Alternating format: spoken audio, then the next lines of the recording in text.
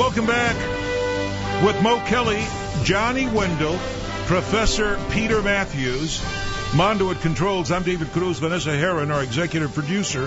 KTLK AM 1150, your voice. Election 2012 right now, of course. Getting so many tweets. We are giving you results as we get them. So let's go to the update desk right now. Mo Kelly standing. Let's talk about Florida. Professor Mathews, Peter Mathews, Cypress College, and here in Orange County, you've been monitoring a lot of this stuff tonight. It would seem to me that Republicans in Florida made a strategic mistake when they tried to limit by their actions, the inability of people to easily vote. Just seemed to have galvanized the opposition. It Democrats. Completely galvanized our side, the Democratic side, and people who of color and other low-income areas where they try to suppress the vote. And instead you had a surge of people voting in the early voting lines, and you could see that's what's keeping Florida close to some extent. I think this could Obama could pull this off. It'll be interesting to see. Long night. Tracking this closely, Johnny, that is a real important indicator right down in Florida. Sure. I mean, theoretically, you make voting difficult. This is good for Republicans. Republicans can be raining carpet tax outside. All 15 plagues will be happening, and they'll still vote. All right. I'm just comparing notes, making sure we've got the latest. All right. Professor Peter Mathews, a political science professor at Cypress College. We had him a lot on KNBC. He's been on CNN Radio, KPFK, certainly a commentator on KNX News Radio. So we appreciate you making time to be here tonight. Give us your analysis. The youth vote in California, online registrations, social media, how big of a factor? It's becoming very huge. In fact, thousands of new voters registered in the last week online. For the first time, we were allowed to vote register online.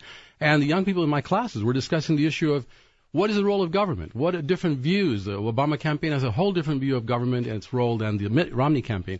And the youth need government to help with providing expanding opportunities through things like the Pell Grants and other things that they're missing, and opening up classrooms at the community colleges. How much did they're really more engaged this time, David. How much did the DREAM Act impulsar? How much did it move young people? Very big. And I have a good-sized Latino population in my classes, and not just Latinos, but other open-minded young people want to give the opportunity for people that are brought here when they were young, way below age, to be able to get the advantage of going to college. Professor, that to me seems as if what I felt from a lot of friends who are Latino who shared with me their emotional feelings about Barack Obama. Yes. Is that up until the DREAM Act, there was a lot of anger. Yeah. But when the DREAM Act was passed through the executive order, and kids began to talk about their future and the potential, I saw some of that resentment ease away, and I saw the Latino vote begin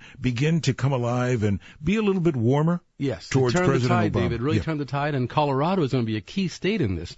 If the Latino vote surges like in Colorado, like we know it's going to, right now the president's ahead in Colorado by a couple points or more, and it's still about 30% of the precincts counted. So I think that has to do with the Latino vote and the youth vote and the young Latino vote. So we're talking the young vote. Radio revolution is here.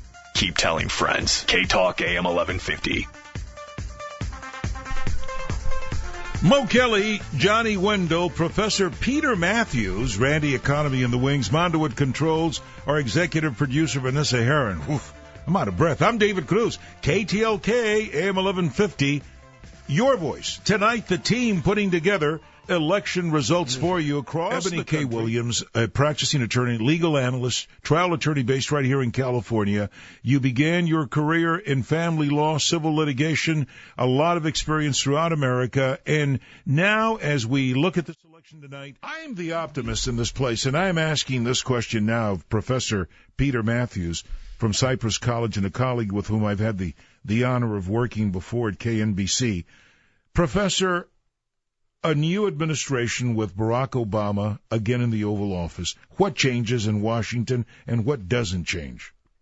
One of the changes is that they're going to have to find a way to work together because you've got sequestration coming up. That's the fiscal cliff where $600 billion will have to be cut from defense and $600 billion from some non-defense programs if they can't reach an agreement. That's never happened before. Never happened before. That has never happened before. Major economic impact. Johnny, you don't think that's really going to happen, do you? No, they're going to have to work out some 13th-hour deal. So that part will have to be worked out. But you see, Dave. I am so sick and tired, Professor, and Johnny, I've just lost it. I'm so sick and tired of the last-minute patchwork politics of these.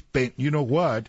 Yeah, I know you would dump me if I said the other two syllables. Look, guys, it is a horrible way to run a country. It really is. People are sick and tired of it. And the voters are tired of it. The people are tired No, but of it. we're not really doing much about it because we keep installing these fools back in office. That is true, and that's part of the way the system is set up with the so-called checks. It's a roadblock, basically, to getting anything done. And we're going to have to get a new House of Representatives, maybe in 2016. 2014, before 2016, right. Johnny. Obama will have to go out and campaign for a new House of Representatives. He'll have to if he wins. I think that they're going to pick up a few seats, but it isn't going to make enough to make a difference. Here's the thing. What we saw in the last 4 years was a Republican Party that said, look, everybody blames the guy at the top. Whatever we do, they're not going to blame us. They'll blame him. Let's make sure nothing good happens in these 4 years. Let's grind everything to a halt. What they didn't understand is that things don't grind to a halt just because the government does. Peter, look at how much household debt in America drops. Nobody has talked about this. If there is a double dip recession, Americans can actually weather it this time. It will not be as crippling as 2008, but nobody wants that. No. Nobody wants that at all. Okay, but Mo, let me challenge you on something I'm hearing here in the room. Mm-hmm. John Boehner has done everything he can to embarrass, humiliate, shame, block the president, every other verb I could use. Will he automatically go back to being the Speaker of the House? I mean, can they have a change of leadership if Barack Obama wins tonight? Well, they can, and the Republican Party at that point would have to do some soul searching, because then it will be a rejection of the Tea Party movement in 2010, which took over the House. And then you have to say, well, okay, that message is not resonating with Americans, because at that point, President Obama would have been reelected, and so you have a full rejection of that ideology. Now, John Boehner may still be in power as Speaker of the House, but you may see a difference in the tone. Okay, let me ask you something, Professor, because this is something that we have talked about an awful lot. Assuming Obama hangs on and he wins tonight, he gets a second term, what are the odds, what is the likelihood that the Republican Party forms its circular firing squad, which is what losers do in an election, and says, you know something, the center that we have can't hold. Mitt Romney was bad. John McCain was bad. They were moderates. They were Republicans in name only. We're taking our ball and going home. What is the possibility of the Republican Party fracturing in half? We've seen this happen in history. We had the Whig Party that went out of business, and there's some possibility that this could happen because this party is so irrelevant. Why would you say Whig when you look at me? All right, that's all I'm saying. But, in California, the Republican Party is just less than 30% of the vote, so they're irrelevant here, basically. Right. But we saw that would happen with the Democratic Party after the Civil Rights movement. That's right. And then you had the splitting, you had the Dixiecrats. The Dixiecrats, exactly. So okay, this is going to happen. Let me share a reader's, a listener's email. He says in part, you have another entertaining show. He says, I sense a lot of hope flowing either way. I have a theory of what will happen regarding the voting. He says Romney will surge ahead and pull away by the end of the night. He's talking to you, Johnny. He says, here's why. He says, I have a feeling that people are either too embarrassed, anxious, or polite to admit that they cast ballots for a man like Romney. He's smart, but too robotic. He changes positions. He's a millionaire. He's a Mormon. Or that they voted against a man like Obama. He's a nice guy, but over his head, he's welfare-oriented. He's professional. He's African-American. Welfare-oriented? Yeah. What is that? What is welfare-oriented? What does that mean in English? Social program. It means black. Right. I just want to highlight that. I wasn't going to let that slide through. Am I right on that one? Absolutely. All right, I'm trying to get some analysis. Okay, so no, but nobody says I'm embarrassed to vote for Romney. And we weren't talking exit polls. That's silliness. That's absolute silliness. Romney voters are very happy to vote for Romney. Yeah, sure, they're very vocal about it. Yeah. So is this wishful thinking, you think, by some, perhaps people who are, the ones who listen to conservative radio, like Rush, who believe that even they, as Johnny just pointed out, I'm just thinking it through. No one's been embarrassed to say that they're foolish. They think that it's saving America from Barack Obama. Sure, that's the way the Kenyan Muslim socialist would tag. Sure, okay, exactly. So, Professor, they're not using their minds at all. So, again, fiscal doom could be ahead. last-minute solution. I interrupted you. We get past that with an 11th hour resolution of some BS type that patches it up again. Then what do you see? David, the president has to start a new type of governing. He has to go out and start campaigning for real change, meaning seriously specifics. Go to the voters in those districts which we're swinging to the Republican side and say to the voters there, you've got to give me a Congress I can work with. Like President Roosevelt did something like that. Right. FDR went right to the people. He didn't try to keep on working with the Republicans when he knew they wouldn't. So he talks to the people and says, I'm going to do this specific this fireside chat. Do you agree with me? Get me a Congress that will do the same. Listen, something that may be of interest to some of our audience, Massachusetts. And what about the state of Massachusetts? Is now the 18th state to legalize medical marijuana. That we did, yeah. All right. Let's go, Barbara. More important than that, David, in Colorado, the legalization, not medical marijuana, the legalization of marijuana is on the ballot in Colorado. I haven't smoked pot in 28 years, and I'm down for this one. You may celebrate. Let's go to Barbara in Tahunga. Yeah, Barbara, thanks for calling the program. Go ahead. You're on. Barbara? Very first time. Yes. Hi, I vote in every single election. Yes. And for the first time, some guy came up to me. I don't know if he was a poll watcher, and he said, "Didn't you already vote here before today? Didn't I see you here before?" And I was just furious. I was outraged because I spent 2.5 hours on Glendale Boulevard. I almost didn't make it. There was a horrible traffic. And the regular poll workers, they took me over to some place where there was no line because I was so furious. Barbara, now calm down because I really love your call. Forgive me for this intrusion into an obvious question, and that is, what do you think led him to profile you? I don't know. I'm just like this white woman. That's why I went there, because then you couldn't all look the same. So why, we do. Why would you have been profiled? I'm wondering, did you look suspicious? Were you? I think I was really harried when I came in because I didn't think I was going to make it in time because I literally sat in a parking lot of Glendale Boulevard because I don't know what happened there.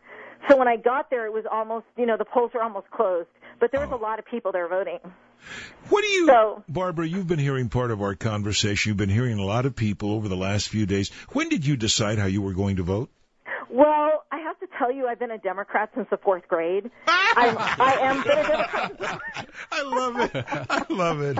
I saw Shirley Chisholm give a fantastic speech when I was a kid 1972. at a 72 convention, and I knew then, my parents were Republicans, that I was a Democrat. You know what, Barbara, if I can say, don't take it wrong, from a Texan, you sound like a woman who'd be a great person to have a beer with the guys, because you have a sense of humor after all of this. Well, tell you what. We should do that sometime. That'd be a lot of fun. We got 45 minutes left before the polls close. Let's hope that people take heart from your story. Thank you. We love you. Thanks for listening, Barbara in Tahunga. What a great call. All right, we're going to continue with Professor Peter Mathews, who's our political analyst tonight. I've got great guys over here, Mo Kelly, Johnny Wendell. Boy, they're dissecting everything we're getting.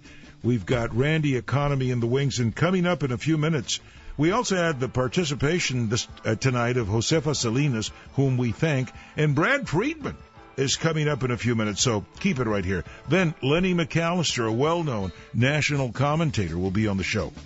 We appreciate your listenership. I'm David Cruz, KTLK AM 1150. Don't miss out on the multimedia mayhem. KTLK AM 1150.com. Johnny Wendell, Mo Kelly, Brad Freeman coming up.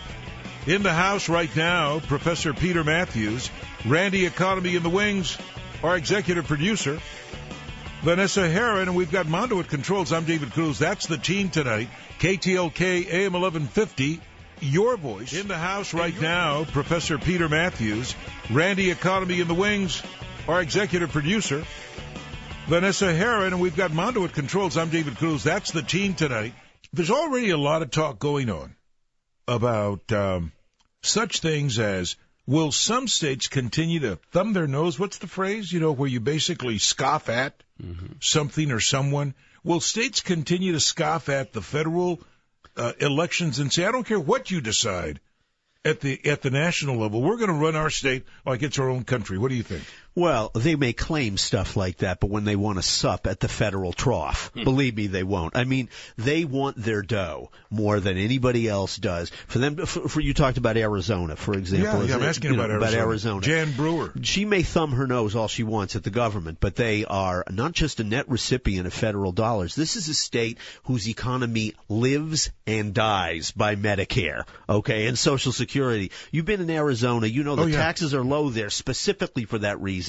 Florida as well. Businesses live and die by Social Security. I also remember, and Medicare. however, Johnny and Professor and Mo, chime in wherever you want. I also remember one of the most, I have it on my Facebook page, one of the most shameful photos I've ever seen was the arrival of President Barack Obama, and on the tarmac. Oh, yes. I remember that. She's Jan yelling at Brewer is sticking, outrageous. extending her finger at the commander-in-chief of the most powerful country, the greatest country on the planet. I could not believe how stupid that looked. A total insult, David. And then the other thing, when she signed SB 1070, and she was flanked by an all-white, it looked like, vanilla white people, but I don't care, wearing man. the brown shirts, and they were standing there. It could have been, the look of another place, another time. Mm-hmm. Professor, what do you think will happen with states scoffing at the federal voter ID as an example? Right. I think once President Obama gets reelected, he'll be able to have more power to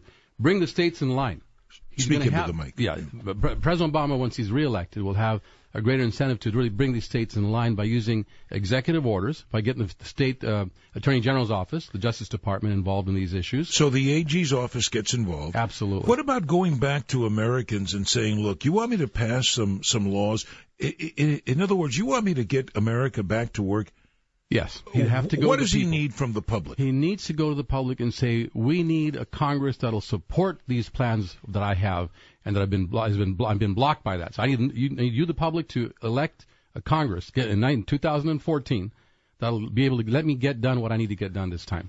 All right, guys, give me your take, Mo, on the Electoral College. Look, I pulled research from the RTNDA, or RTDNA, the Radio, Television, Digital News Association, the whole tutorial on the Electoral College to know exactly the way it works. And a lot of Americans don't understand that. So let's explain a little bit about how the Electoral College works. Who wants to jump into that? I Professor, can take that, yeah. Go.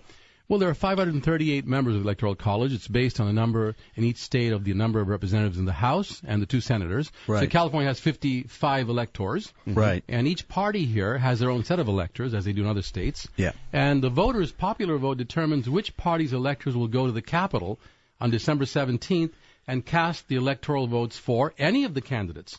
But obviously, most of the time, 99% of the time, the electors vote for their own party's candidate. How do you get picked to be part of the college? You have to be an activist in the party, and the party, usually in most states, the party appoints you. In a few states, the congressional candidates appoint you. Is it an indefinite appointment, or is it something of only one election cycle? It's a one election cycle appointment. Okay, so there you go, and you vote according to, in most cases, the way the constituents voted. Is that correct? That's correct, but you're not bound by law to do that. That's right. You're not bound by law. Remember, in 1988, in West Virginia, one of the electors that Dukakis won wouldn't vote for him, voted for Lloyd Bentsen, who was the vice president. I mean, it happens. Yeah. You're not bound. Okay, so have we reached a point now in America, Mo, what do you think, where we should be past the Electoral College? Can we? I don't know if we're past the Electoral College, but it doesn't necessarily take into account that we determine all our other elections just by popular vote. We pass our initiatives by a majority or a simple majority or supermajority.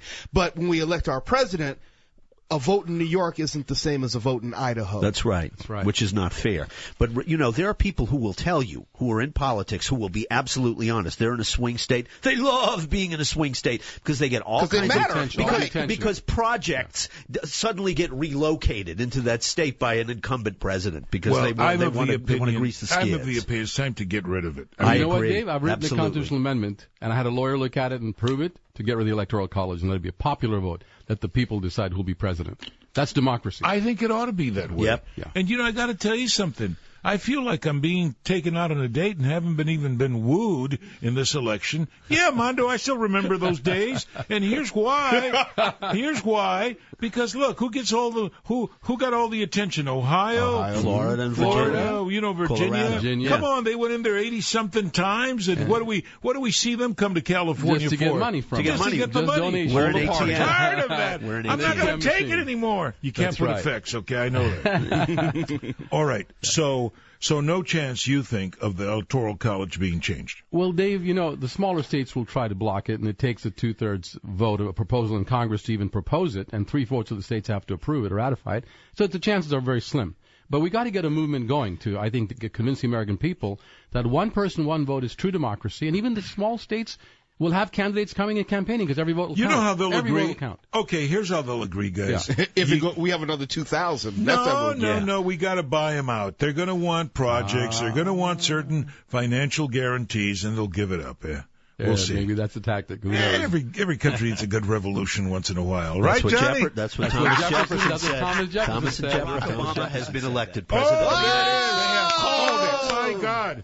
Barack Obama elected 44th president of the United States. News. MSNBC. Let's listen in. Dip in. I'll put you back on hold, Roger. You may well win all three of those states. Stand by, Roger. Stand by. This is I said this at the beginning of the night. The geography of this election is very powerful. At 8:13 California time. That's right. We put him over. California did it. And Sununu and the rest of them. And around the edges by the candidate himself. Our number, 877-520-1150. All right, let's come back here. Okay. Yeah, Ruben Guerra, and I've sent you an email, and you'll get it shortly at your... So in love with you. Yeah! Hey, ding dong! Yes. I'm so in love with you. And we are in love with President Barack Obama, indeed. Yeah. I'll tell you, what a night of excitement. And it continues. The train just keeps rolling through. KTLK AM 1150, your voice. In the studio tonight, Mo Kelly, Johnny Wendell, Professor Peter Mathews, Randy Economy is in the wings. We also have Brett Covey, who is assisting tonight, Professor Peter Mathews from Cypress College, our executive producer, Vanessa Herron, Mondo at the controls. I'm David Cruz. Look, this is an opportunity for you to talk to me about where we go from here. Now, we still are looking at the props, the propositions. We are still looking at the local races. We're going to have all of that coming your way. But let me also do this. Donald in Los Angeles, you're talking about something you experienced today, or at least you know of. Tell me what you're talking about when it comes to people trying to block others from voting. Okay, I'm glad you have a great panel there and with some very knowledgeable people. So I wanted to make this point and at least get it out publicly. I believe that the people that did their very level best to block people from voting and stop people from voting need to be prosecuted, not just kicked out of office. They need to be put out of office at the very minimum. But like the Secretary of State of Ohio went all the way to the Supreme Court to block people from voting. You know, and that's not what our democracy is supposed to be about. And I don't care whether you're Republican or Democrat. Those people need to be prosecuted, and they need to be at least put out of office.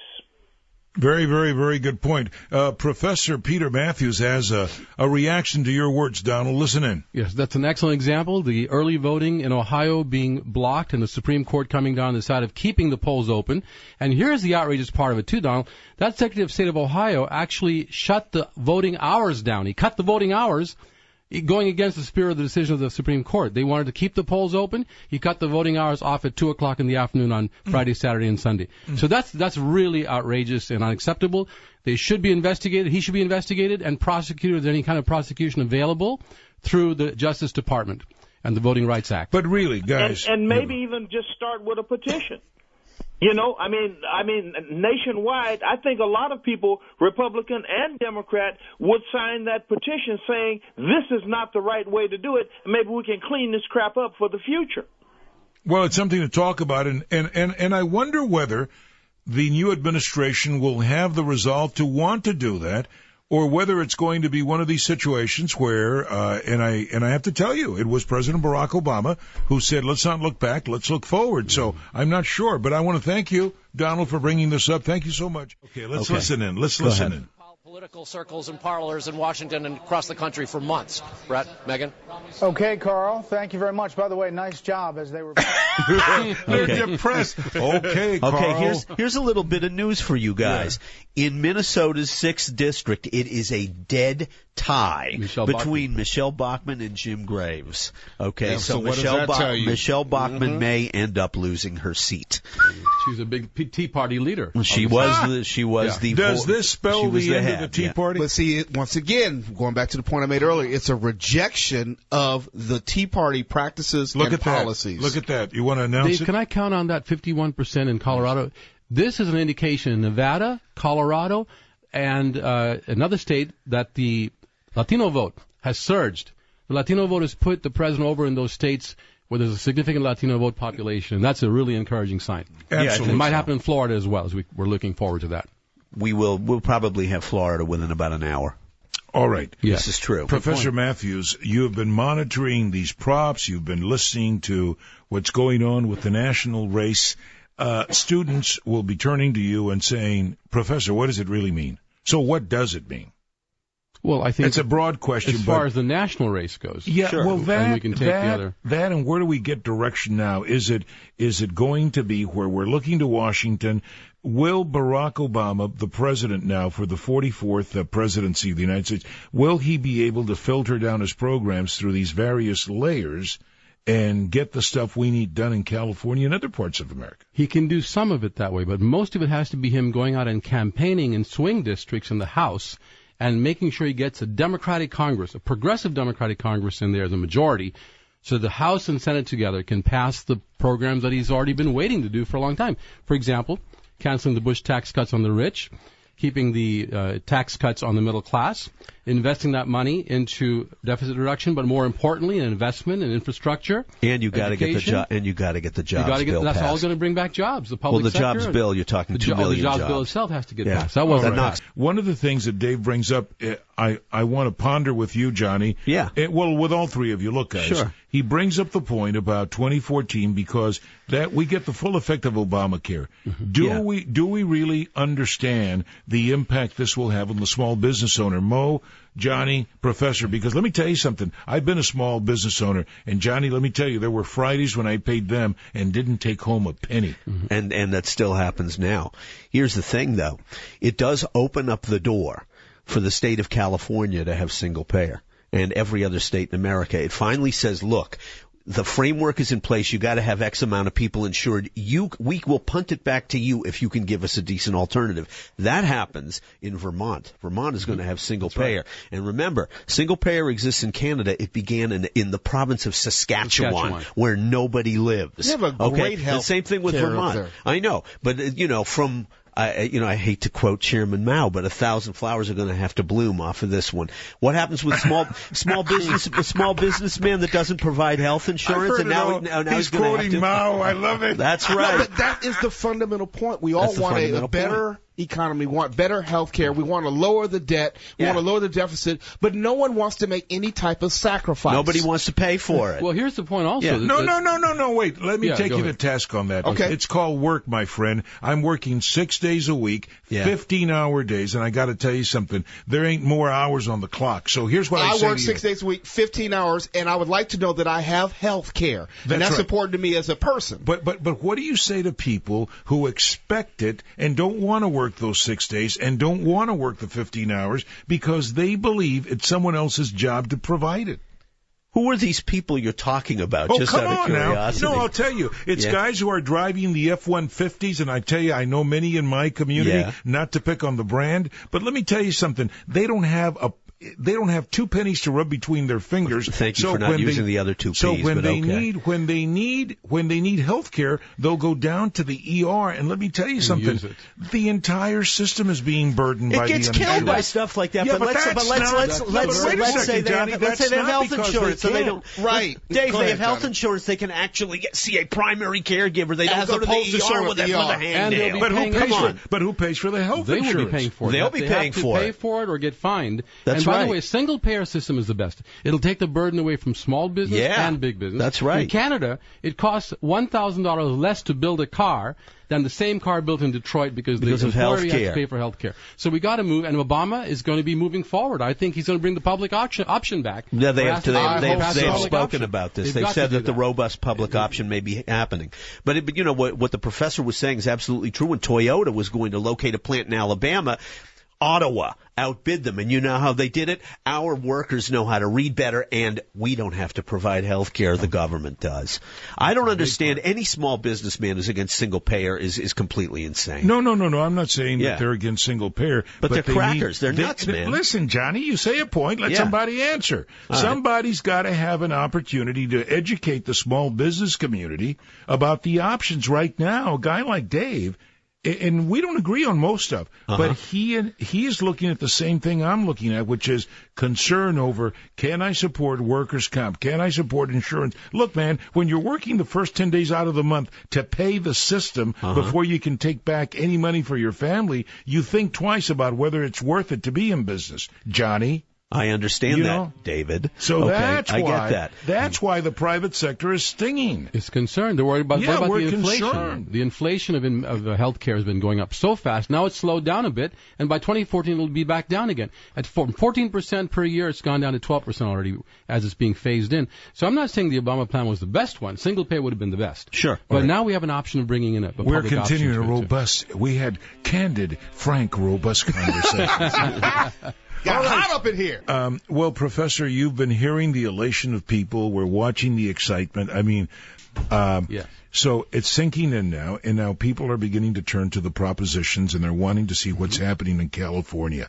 What do we see, Mo? What do you got? Well, Proposition 30, education, at this point with 17% of the returns in, yes, 48.2, no, 51.8.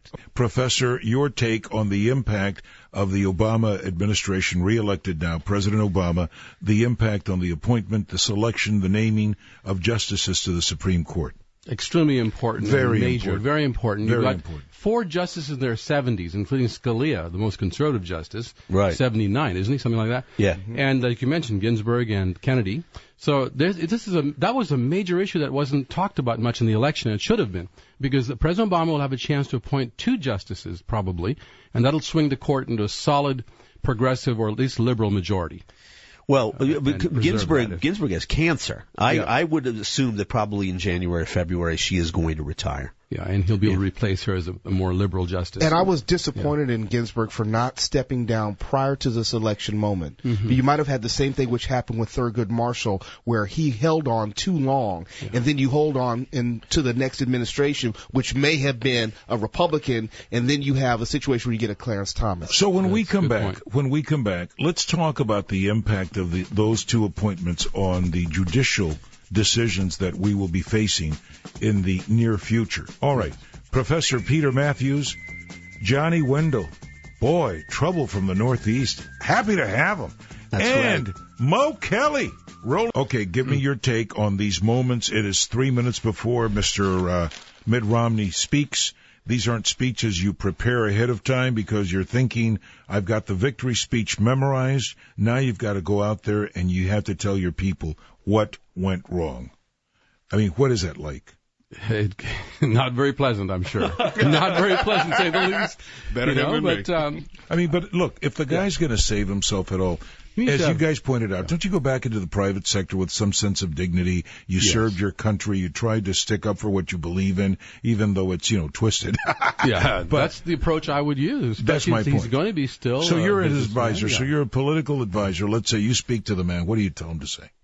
I say, Mitt, you've done a great job campaigning, and you've tried out for 6 years now. You ran That's it. 4 That's years what ago. I'm talking about. So, Mitt, be dignified, concede to the president, You both ran a great Don't campaign. you tell your people And tell your support people, the president. Support the president because we have to unite this country. We got to get rid of John to. Boehner. I mean, don't you tell the troops. He's Do extreme. the right Well, he's thing. not going to This say is going that. to be a very telling moment, and we'll be able to deduce the tone going forward from this concession speech. If it's conciliatory, That's right. if he acknowledges that President Obama won, not that it was taken from him, but President Obama actually won, then you may see some change.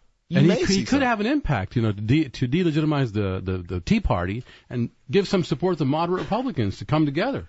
Well, I think this is as I've heard many of my Republican friends say, if you're a great American, this is the moment when you rise to the occasion. Yes. And you set yourself aside and you bring a country together. This is not the time to divide. The election's over. Go. See, when democracy is working, when you feel uncomfortable, when you have to support presidents that you don't necessarily agree with. You have to support legislation which is passed that you don't necessarily agree with. Right. If to be a true patriot is to be able to support your country even though you don't necessarily agree with everything that it's doing. We are live right now with K-Talk, and we're doing it because you matter to us, because we understand that this is probably, and I know it's been said before, Professor, and you've been a student and certainly an educator, an academic in political science much more than I. I've been a journalist covering the stories. But I will tell you something.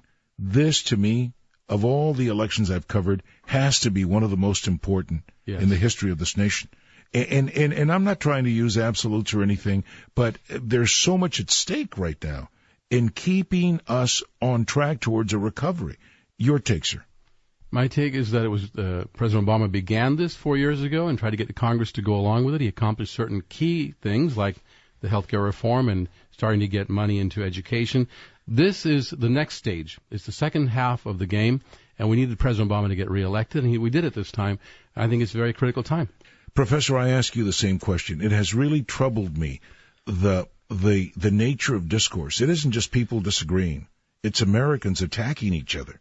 And it's been done on the airwaves. And it continues to be something that's very troubling. Does that change? And look, this whole notion about, when you differ, it's just a difference of opinion. No, I know the difference between a difference of opinion and personal attack. When I go on a show and the first thing I get hit with is color-related attacks that have nothing to do with what I'm saying. Yes. The characterization of the argument that if President Obama put something, whoa, that's what you expect from a black man, don't you? Oh, yeah, that's what you expect from a Mexican, don't you? So I'm going there. Does that change? Does tonight signal a moment for change now?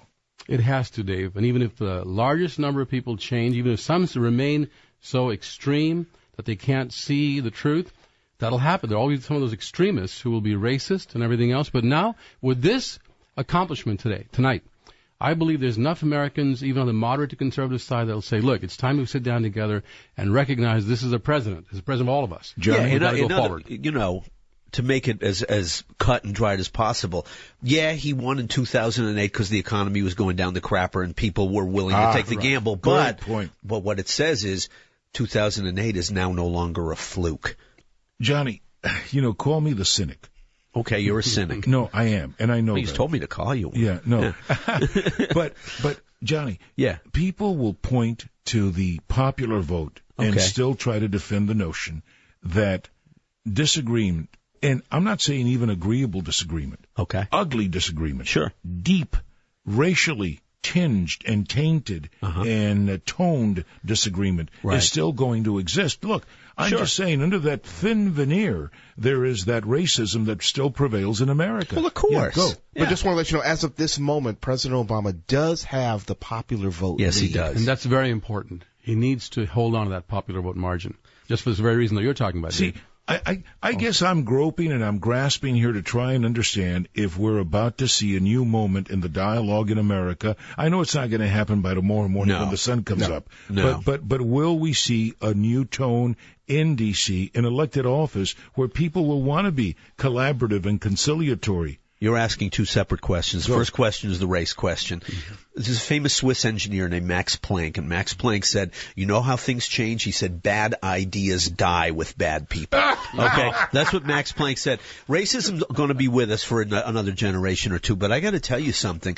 People that are younger than I am, the race issue is irrelevant, as is gender identity issues. Same thing. It's falling off. But the thing is, it doesn't change just because you elect or re-elect Barack Obama. Okay. The second thing, they're going to be more conciliatory. If people back in their districts say, quit screwing around. We're sick of you listening to 20% of the population that's got your cojones in their paw and their palms there. That's it. All right. We are taking, in a couple of minutes, another break. Professor Mathews, I want to give you a break. I know you've been here with us for several hours. We're going to come right back. Mo Kelly! Johnny Wendell, man, alive and kicking. Professor Peter Mathews, Randy Economy is going to join us next. I'm David Cruz, KTLK, AM 1150. Don't miss out on the multimedia mayhem. KTLK, AM1150.com. No. Don't boo. Vote. Oh, yeah! And America has voted. We're still yakking. 20 minutes after the hour of 10 on the West Coast. If you're streaming on iHeart, you know where you're tuned in. KTLK, AM 1150, your voice. Simple as that. Mo Kelly, Johnny Wendell, Randy Economy from the Hughes News Group. Let me tell you, the people who bring us humongous stuff. And tonight, we also have our team assembled here. We've been on air now since about 3 this afternoon. Our executive producer, Vanessa Herron, and Mondo at Controls. I'm the bus driver, David Cruz. We are awaiting President Barack Obama. I guess we could take the break now, and then the moment he is starting to walk on stage, we may have to come back, Mondo, prematurely. All right, KTLK, AM 1150, your voice, Johnny Wendell, Mo Kelly, Randy Economy, Professor Peter Mathews, and me, the bus driver, David Cruz. Don't go away. Professor Peter Mathews from Cypress College, our political analyst extraordinaire. I've worked with him over the years at NBC and now here with you, sir. It's been an honor to have your thoughts and your comments, your perspectives. You took notes as I did. I was tweeting, you were writing. Your takeaway from the speech tonight? My take was it was very uplifting and inspiring because he focused on being a common family. And he mentioned that we've got to go forward together. The whole idea of togetherness, cooperation, and reaching out of the future, which includes new technologies, clean energy, fighting global warming, creating jobs. He praised the veterans. He talked about a young lady whose father was a furniture worker in I think North Carolina, she wants to become a doctor. I think of my own little daughter, is 1 year old now, next month, Paige, who will be starting in 5 years, God willing, into elementary school. And he mentioned education and opportunity, and that really hit home as far as her opportunities go. And President Obama spoke about a world that would bring people together, not just our own country, but people in the world together through creating hope and dignity among the world. This is a man who is well qualified to lead this country with his own background of universality and world consciousness, and he's a total patriot of America. And I think this is a wonderful speech. It was very inspiring to me. This is KTLK AM 1150, your voice. Good night.